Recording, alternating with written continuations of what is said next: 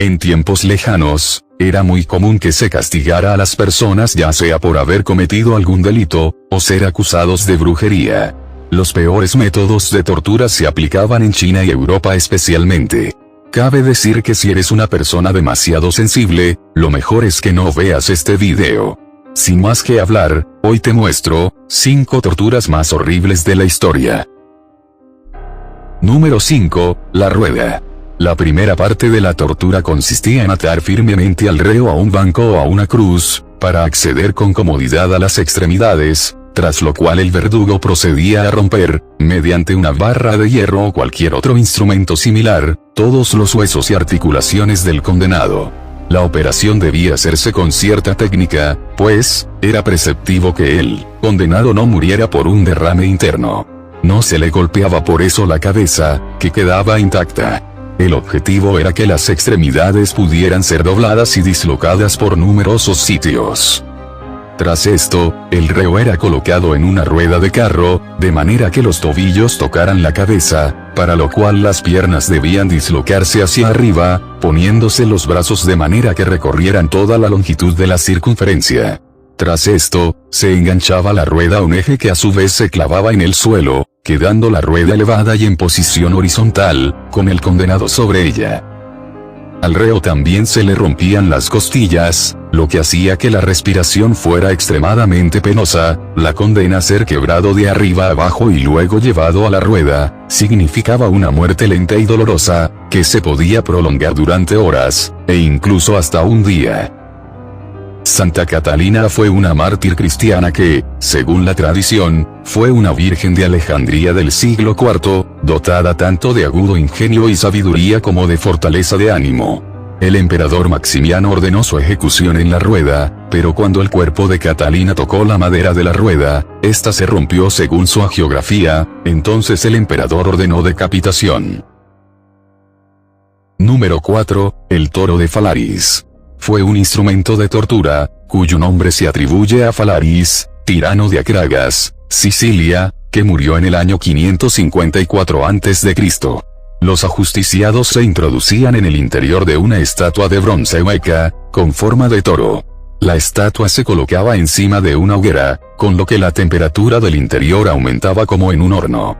Los alaridos y los gritos de las víctimas salían por la boca del toro, haciendo parecer que la figura mugía. Los romanos tenían fama de haber usado este dispositivo de tortura, para matar a algunos cristianos, especialmente a San Eustaquio, quien, según la tradición cristiana, fue asado en un toro de bronce con su esposa e hijos por el emperador Adriano.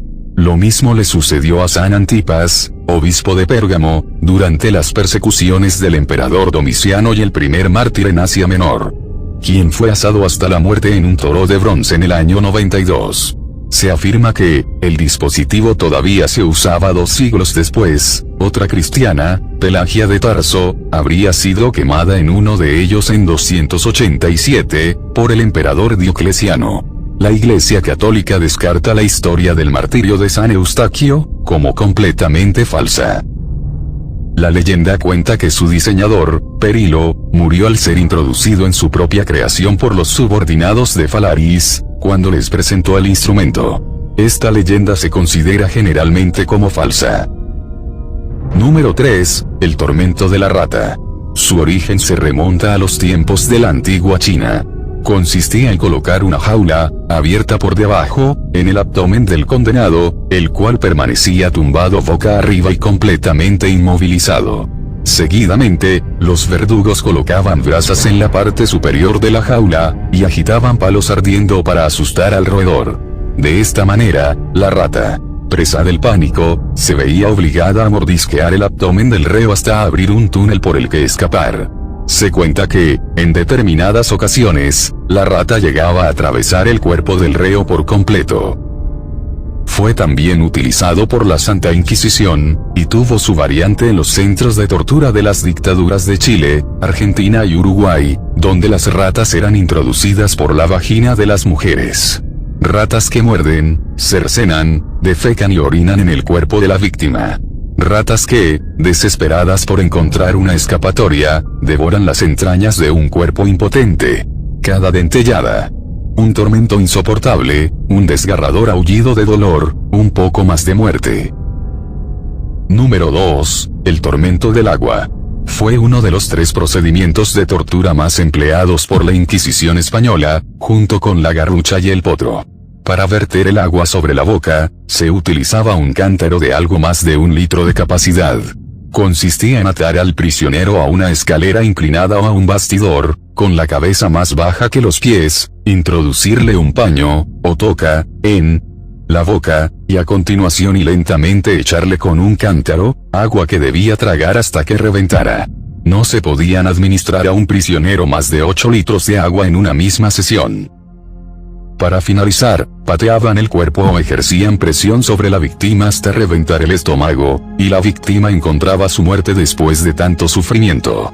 En casos que la víctima tenga dificultades respiratorias, moría ahogada en el inicio de la tortura. Según las instrucciones que debían cumplir los inquisidores, debían estar presentes en la sesión de tortura junto con el escribano forense y el verdugo.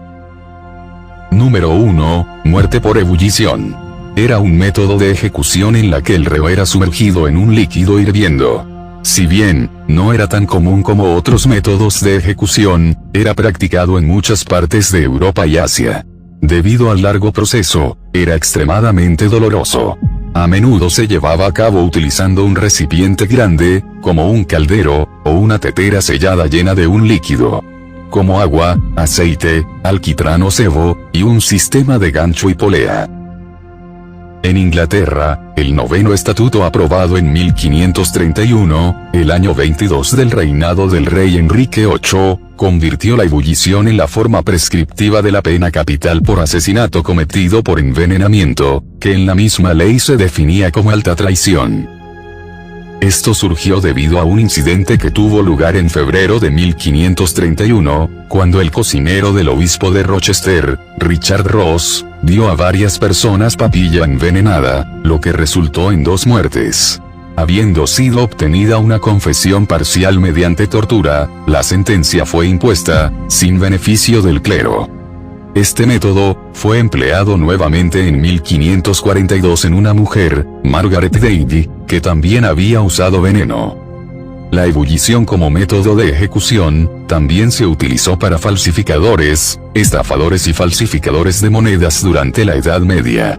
En el Sacro Imperio Romano Germánico, por ejemplo, se registra que los falsificadores de monedas y asesinos extremadamente graves eran hervidos hasta morir en aceite. En 1392, un hombre fue ejecutado de esta manera en Nuremberg, por haber violado y asesinado a su madre. Se asumió que los primeros informes de caníbales de lugares en el Pacífico, como Fiyi y Papúa Nueva Guinea, matando a misioneros cristianos occidentales, implicaban alguna forma de muerte por ebullición.